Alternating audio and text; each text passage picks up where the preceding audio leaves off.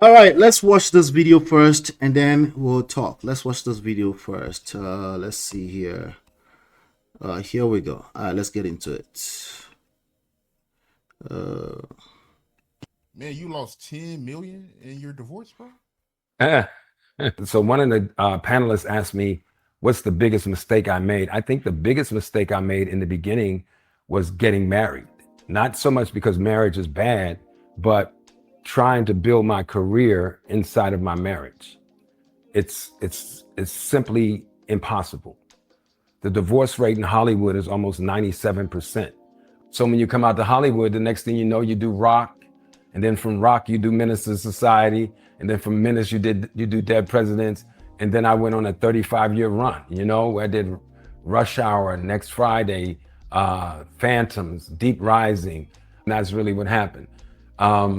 I survived it, because money is amazing, but if you're not happy, money is not good.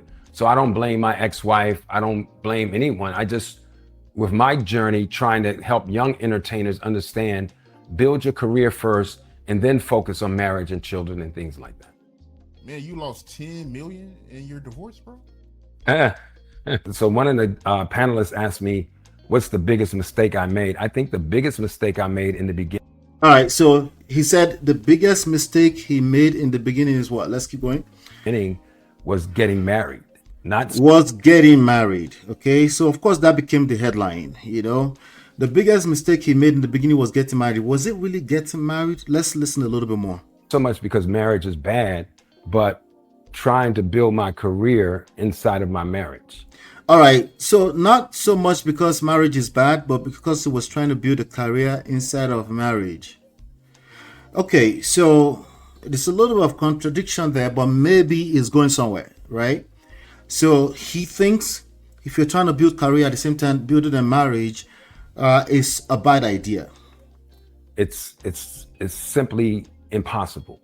Okay, sorry, it's not a bad idea. It's impossible. But I think he's saying in Hollywood, go. This guy we're listening to right now is a guy that I grew up watching in many American movies. He's an American actor with over 100 film and television credits.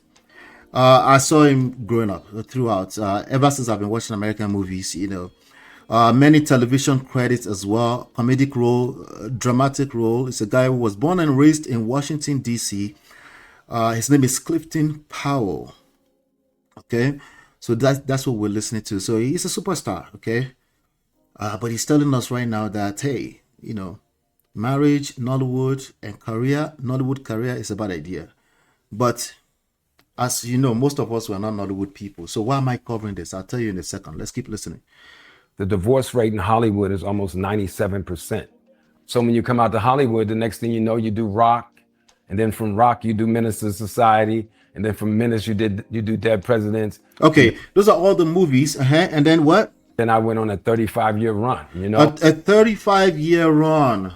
Okay, so let's say you turned 18 and you start your career. Ideally you start your career and you start going on a 35 run. 30 plus 18 will be 48 plus another 5. That would be about 52. Essentially, indirectly, not directly, I don't want to put words in his mouth, he's suggesting that you should wait until you're 52 before you should even think about marriage, particularly if you're in Nollywood. But it's not just Nollywood that people are saying things like that. People are saying things like that in regular life. They say, hey, don't marry early. In fact, there was a video I was going to react to by Teju Babyface where he was talking about people marry too early. While I think that's a possibility for some people, it's not something you can generalize. Okay, and I really don't think for the most part, I don't think it's relevant to why marriages are failing. Either you marry early or not. When I say early, I mean everything past 21, 22. Most people say early these days. They're actually talking about between 25 and 30. They're not talking about 23. Most of us agree that anything below 25 is quite early, right? But above 25 is what they're talking about when they say that. Most of them that are saying it's too early are people that got married at 27, sometimes 31. Okay, so you have to read between the lines. So if you get married at 31, 32, of course it's not too late, and that's not too early either, right? So, but it's not even the numbers that they're trying to talk about. Basically, they're trying to appease this idea that maybe if I had waited a little bit longer, somehow I will acquire the skill set that it requires to stay inside of a marriage. If I wasn't inside of Nollywood, somehow I would acquire the skill set that is required to be inside of marriage. The reality is that that's not true, because a nurse could use the same argument. There are men on the internet saying nurses don't last in marriages. The same exact talking point.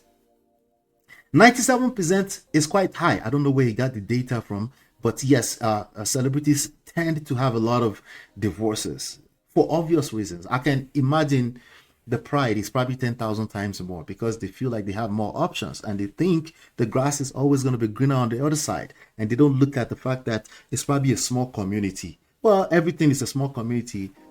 So from a respectively, yeah, what's the word I'm looking for? There's a word I'm looking for, right? Everything is a subjective statement to make, particularly when they use a number like 97%. But he said almost, to be fair to him.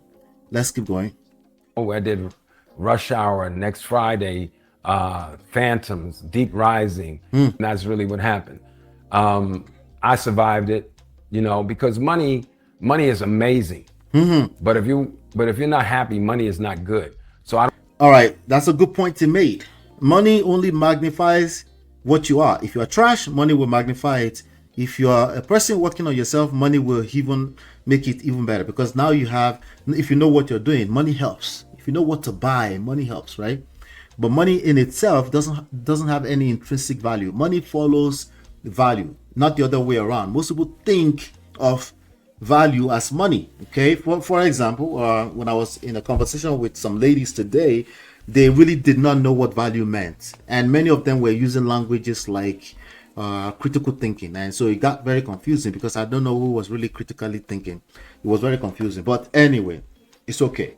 Value is not the same thing as money. Value, when I say value, I'm not always talking about moral values or your personal moral values. I'm not talking about any of those things. Value is in the eyes of the beholder. What do you have to bring to the table? When people ask that question, which is a terrible question, by the way, what they should be looking out for is value. What kind of value could I not get, but does this person bring to my life, right? That's beyond money at any point in time. It has everything to do with internal, and nothing you can spell out in words or box me into a place where I can answer you with a quick answer. I will need to know your story to know what value would mean to you or a person you are interested in. So he has made a good point there that money is not the same thing as value. But the way he said it is that money, if you're not happy, can essentially become useless or a weapon against yourself.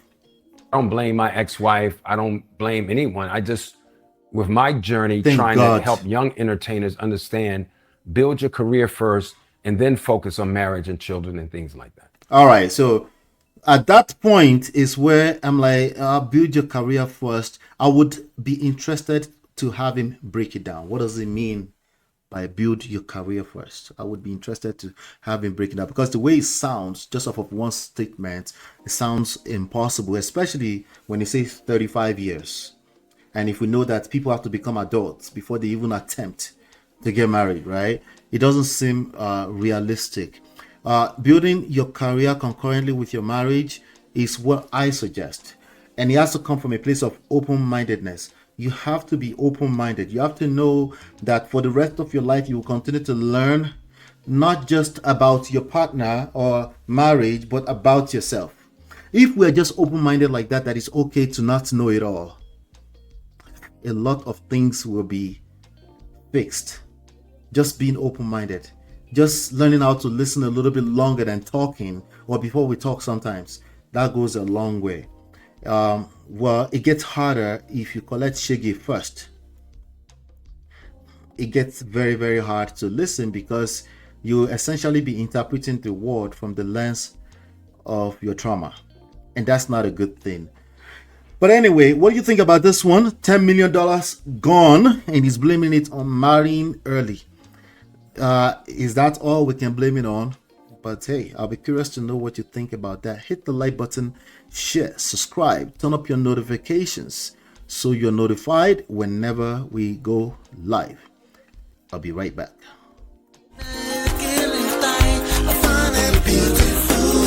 It's your love that I've been missing. I miss all your hugs, your touching and kissing. Make love on the floor, the couch in the kitchen. One love enough, we done enough.